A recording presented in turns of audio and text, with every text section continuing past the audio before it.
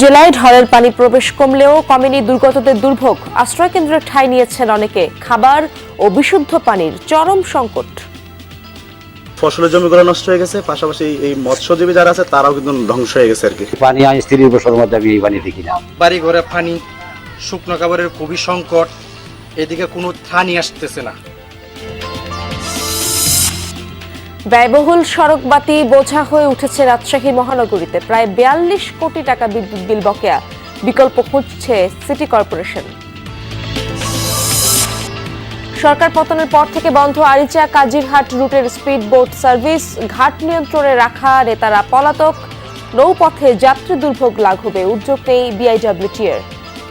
ভাড়া বেশি ছিল, কিন্তু আমরা খুব কম সময়ে মোটামুটি 18 মিনিটের মধ্যে পৌঁছায় যেতে পারতাম। 2 মাস যাবত খুবই ক্ষতিগ্রস্তের ভিতরে আছে। যারা লাইসেন্সিং অথরিটি তারা যদি এটা উদ্যোগ নেয়, এই বোট সার্ভিস চালু করতে গেলে কোনো সমস্যা হবে না।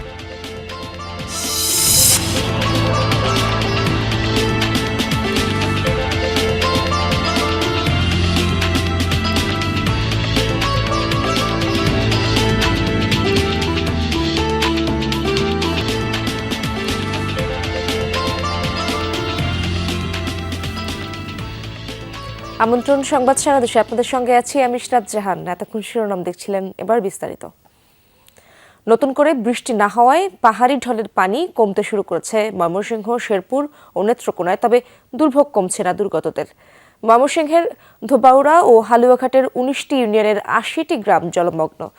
দর্শা ও নেতাই নদীর পানিতে প্লাবিত বিস্তীর্ণ অঞ্চল। জলমগ্ন বাড়িঘর, রাস্তাঘাট। পানি ঢুকে পড়েছে সরকারি প্রতিষ্ঠান, হাসপাতালেও। দুর্ভোগে লাখো মানুষ। অনেকেই আশ্রয় নিয়েছেন বিভিন্ন শিক্ষা প্রতিষ্ঠানের ভবনে। দেখা দিয়েছে শুকনো খাবারের সংকট, বাড়ছে ভোগান্তি।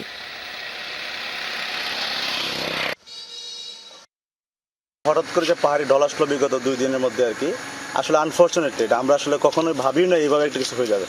আমরা তো আসলে ওই নোয়াখালী ওই এলাকার শোকটা এখন কাটে উঠতে পারি নাই। আমরা হে জমা বাড়িতে বাতি এসে মুরলি এসে আমরা মুড়ি খেয়ে থাকতেছি, মানে আমরা গরান যাই আমি এই সময়টা আমরা নাই। সম্পূর্ণ জায়গাটা এটা ছিল ধান বোনা, ধান প্রায় হওয়া ভাব ছিল। এখন এই পানি, ধানের উপরে পানি প্রায় 6 ফুটের মতো উপরে পানি। শেরপুরে এখন পর্যন্ত 8 জনের মৃত্যুর খবর পাওয়া গেছে। মহারশী নদীর ভাঙা বাঁধ দিয়ে 3 দিন ধরেই পানি ঢুকছে শেরপুরের লোকালয়ে। স্রোতের তোড়ে বাঁধ সংস্কারে কোনো উপায় নেই। উজানের পানি বিভিন্ন নদ নদী হয়ে বইছে ভাটির দিকে। জলমগ্ন 5 উপজেলার 1.5 লাখের বেশি মানুষ। খোলা হয়েছে আশ্রয় কেন্দ্র। বাড়িঘর ছেড়ে সেখানে ঠাঁই নিয়েছেন অনেকেই, কিন্তু খাবার ও বিশুদ্ধ পানির চরম সংকট। বন্যা পরিস্থিতির আরও অবনতি হয়েছে নেত্রকোনায়। সোমেশ্বরী, কংস আর উবদাখালী নদীর পানি বইছে বিপদসীমার উপরে। এতে প্লাবিত হচ্ছে নতুন নতুন এলাকা। দুর্গাপুর, কলমাকান্দা সহ 5 উপজেলার 1.5 শতাধিক গ্রাম জলমগ্ন। পানিবন্দী লক্ষাধিক মানুষ। পানির তোড়ে ভেসে গেছে ফসলের মাঠ, মাছের ঘের।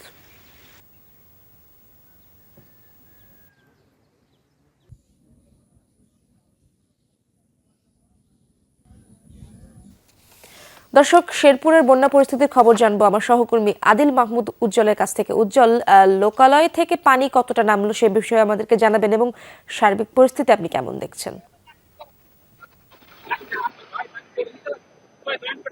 ইশরাত, আপনি জানেন যে গত 4 দিন থেকে কিন্তু শেরপুরের নালিতাবাড়িতে এবং ঝিনাইগাতি, নকলা প্রায় 5টি উপজেলায় কিন্তু বন্যা কবলিত হয়ে পড়েছে। আমি যদি আপনাকে একটু দেখাই, আমি আছি এখন ধনাকুষা এলাকায়। এই এলাকাতে কিন্তু পুরোটাই পানিতে নিমজ্জিত।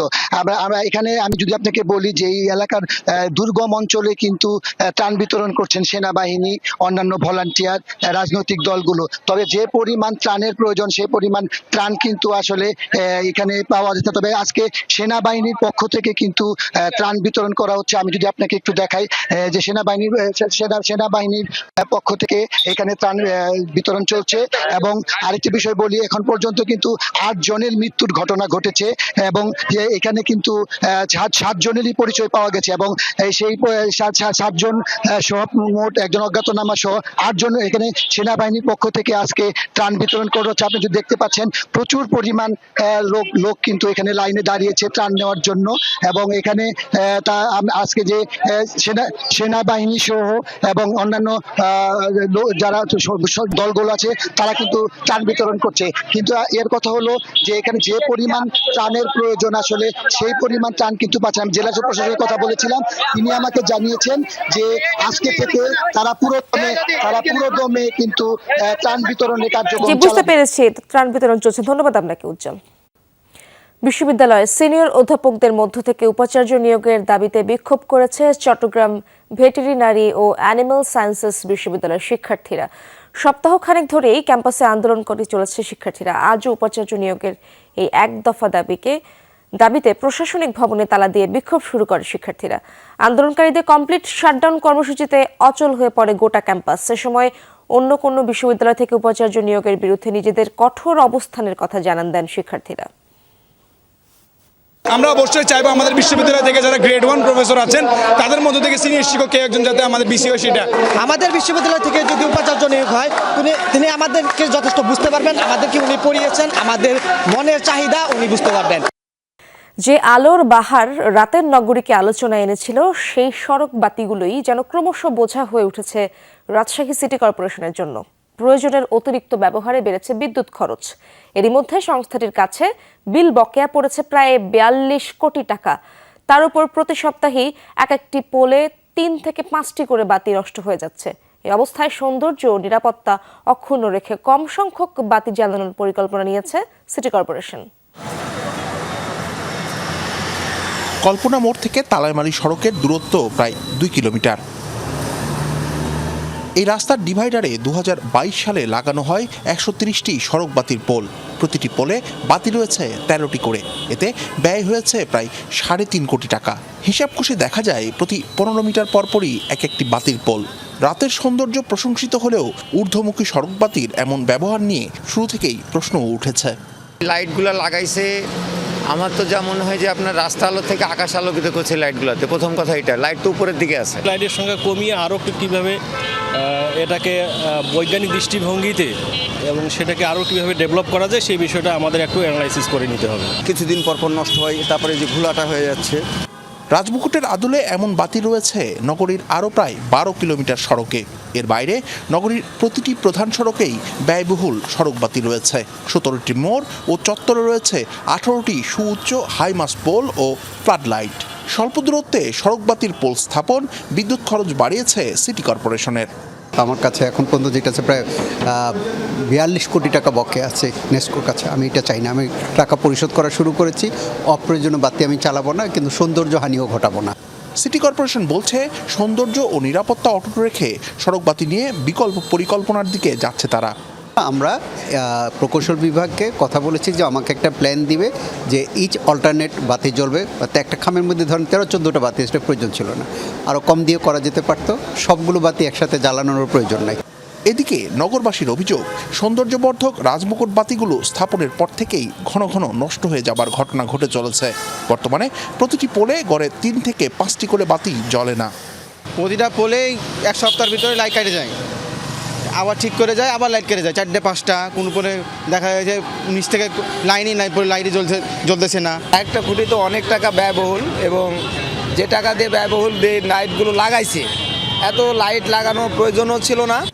এসব বাতি স্থাপনের ফাইলগুলো খতিয়ে দেখে পরবর্তী ব্যবস্থা নেওয়ার কথা জানিয়েছে সিটি কর্পোরেশন। কোনটা কোন ঠিকাদার পেয়েছে, কত সময় পর্যন্ত ছিল, তাতে পারফরমেন্স গ্যারান্টি আমাদের কাছে আছে। কারণ কাজ শেষ হওয়ার পর একটা নির্দিষ্ট সময় পর্যন্ত পারফরমেন্স গ্যারান্টি আমাদের কাছে থাকে। যখন এটা ফুল অপারেশন থাকে, দায়িত্ব মানে যথাযথভাবে করে, তখন নিশ্চিত হওয়ার পরে তখন পারফরমেন্স গ্যারান্টি ফেরত দেয়। 2019 সালে রাজশাহী সিটি কর্পোরেশনের সড়ক বাতি স্থাপনে দুর্নীতির অভিযোগ প্রথমবারের মতো আলোচনায় আসে। তৎকালীন সিটি মেয়র AHM খায়রুজ্জামান লিটনের ঘনিষ্ঠ ঠিকাদারি প্রতিষ্ঠান হ্যারো ইঞ্জিনিয়ারিংকে সরবরাহকৃত বাতির বিপরীতে বাজার মূল্যের চেয়ে প্রায় 6 কোটি টাকা অতিরিক্ত পরিশোধের এই অভিযোগ এখনও দুদকের তদন্তাধীন। শিবলী নোমান, যমুনা নিউজ, রাজশাহী। আওয়ামী লীগ সরকার পতনের পর থেকেই মানিকগঞ্জের আরিচা কাজিরহাট নৌ রুটে স্পিড বোট চলাচল বন্ধ। লঞ্চ ও ফেরি থাকলেও সেসবে যাতায়াতে দীর্ঘ সময় ব্যয় হয়। এতে চরম দুর্ভোগে পড়েছেন এই রুটে চলাচলকারীরা। স্থানীয়রা বলছেন ঘাট দুটি নিয়ন্ত্রণ করত 2 পারের আওয়ামী লীগ নেতারা। 5 আগস্টের পর তাদের বেশিরভাগ আত্মগোপনে থাকায় পুরোপুরি বন্ধ হয়ে গেছে স্পিডবোট সার্ভিস। স্পিডবোট ঘাটে এখন এমনই শুনশান নীরবতা, নেই যাত্রী কোলাহল, হাঁকডাক, পরিত্যক্ত অবস্থায় পড়ে আছে স্পিডবোটগুলো। উত্তরবঙ্গের প্রবেশদ্বার খ্যাত আরিচা কাজিরহাট নৌরুটে স্পিডবোট চলাচল শুরু হয় 2011 সাল থেকে। প্রায় 14 কিলোমিটার দীর্ঘ এই নৌরুটে লঞ্চ ফেরি চললেও রাজধানীতে যাতায়াতে সময় কম লাগায় স্পিডবোট জনপ্রিয় হয়ে ওঠে। কিন্তু 5 আগস্ট সরকার পতনের পর থেকে বন্ধ এই সার্ভিস। স্পিডবোট চালু থাকার কারণে আমাদের সময়টা বেঁচে যেত, যেটা ছিল সুবিধা। ভাড়া বেশি ছিল কিন্তু আমরা খুব কম সময়ে মোটামুটি 18 মিনিটের মধ্যে পৌঁছায় যেতে পারতাম। অনেক জ্যাম, মানুষের মধ্যে ধাক্কাধাক্কি, আর স্পিডবোটে দেখা যাচ্ছে আমাদের অনেক সুবিধা হয়, আমাদের সহজে যাতায়াত করতে পারি। ইমার্জেন্সির অনেক অফিস আদালতের কাজ থাকে, কিন্তু এখানে আসলে পারে আমাদের ঘন্টার পর ঘন্টা ব্যয় করতে হয়। স্পিডবোট চলাচল বন্ধ থাকায় বেকার হয়ে পড়েছেন 2 শতাধিক চালক কর্মচারী। 5 তারিখের পর থেকে আজ বিগত 2 মাস ধরে আমরা 2 পারের লোক বেকার। 2 মাস যাবত আমরা বেকার, আমরা আসলে খুব অসহায় অবস্থায় দিন যাপন করতেছি। গাড়ির স্টাফ সহ, ড্রাইভার সহ 2 থেকে 300 লোক আমরা এর উপর জীবিকা নির্বাহ করতাম আর কি। এখন আমরা 2 মাস যাবত খুবই ক্ষতিগ্রস্তের ভিতরে আছি। জানা গেছে স্পিডবোটের মালিকানা ও ঘাট নিয়ন্ত্রণে ছিলেন 2 পারের আওয়ামী লীগ নেতারা। সরকার পতনের পর থেকে তারা আত্মগোপনে, তাই সার্ভিস চালু হচ্ছে না। প্রত্যেকটা স্পিড ছিল শুধু আওয়ামী লীগের, এখানে আর কারো কোনো অধিপত্য ছিল না। তারা যখন দেখছে এই হাসিনা ফ্যাসিবাদ সরকার যখন পলাইছে 5 তারিখে, তারা নিজেরা ভয়ে সব পলাইছে। বিআইডব্লিউটিএ যারা লাইসেন্সিং অথরিটি, তারা যদি এটা উদ্যোগ নেয় তাহলে স্থানীয় যারা বোট মালিক রয়েছে আরিচা এবং কাজিরহাট পয়েন্টে, তাদের ডেকে এনে এই বোট সার্ভিস চালু করতে গেলে কোনো সমস্যা হবে না। বন্ধ সার্ভিস চালুর ব্যাপারে কার্যকর উদ্যোগ নেই বিআইডব্লিউটিএর। কারণ জানতে যোগাযোগ করা হলে সংশ্লিষ্ট কর্মকর্তা বিষয়টি এড়িয়ে যান। আমরা আসেন কথা বলবেন, এমনি মোবাইলে বলে শেষ করতে পারবো ভাই, পারবো না ভাই, অনেক পেশাল, এত পেশাল আমরা কইতে পারবো না। আরিচা কাজিরহাট নৌরুটে প্রতিদিন শতাধিক স্পিডবোটে 2000-এরও বেশি যাত্রী পারাপার হতো। B M Khorshed, Jamuna News, Manikganj. আবারও স্বাগত, দেখছেন সংবাদ সারা দেশ। চাঁপাইনবাবগঞ্জে প্রতিমা ভাঙচুরের ঘটনায় জিজ্ঞাসাবাদের জন্য 2 জনকে আটক করেছে পুলিশ।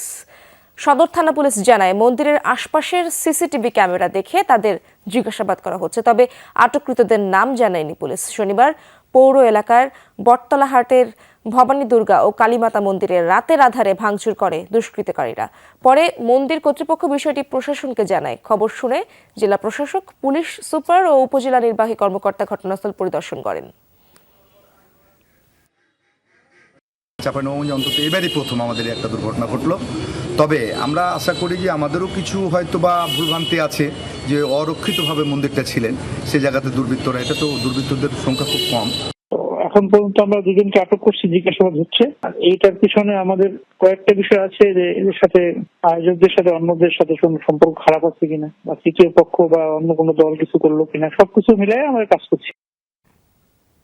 দেবী দুর্গার আগমনের অপেক্ষায় ভক্তরা। দুর্গতি নাশিনীর আশীর্বাদ ক্ষণকে ঘিরে উৎসবের আমেজ বইছে সনাতন ধর্মাবলম্বীদের মাঝে। প্রতিমাকে সৌন্দর্যে সুসজ্জিত করতে ব্যস্ত সময় পার করছেন কারিগররা। দুয়ারে কড়া নাড়ছে সনাতন ধর্মাবলম্বীদের সবচেয়ে বড় উৎসব শারদীয় দুর্গোৎসব। অধীর আগ্রহে ভক্ত অনুসারীদের অপেক্ষা। 9 অক্টোবর ষষ্ঠী পূজার মধ্য দিয়ে শুরু হবে দুর্গোৎসব। দেবী দুর্গাকে আড়ম্বরে বরণের প্রস্তুতি চলছে রাজবাড়ির মণ্ডপে মণ্ডপে। শেষ মুহূর্তে চলছে রঙের প্রলেপ এবং সাজসজ্জার কাজ। শিল্পীর নিপুণ হাতের ছোঁয়ায় প্রতিমাকে সাজানো হচ্ছে অপরূপ রূপে। আমরা মায়ের আগমনের অপেক্ষায় রয়েছি।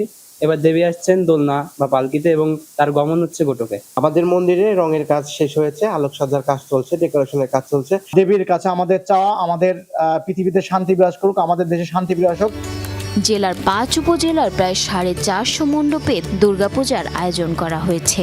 নির্বিঘ্নে সনাতন ধর্মাবলম্বীদের পূজা উদযাপনে সব রকম নিরাপত্তার আশ্বাস দিয়েছেন প্রশাসনের কর্মকর্তারা।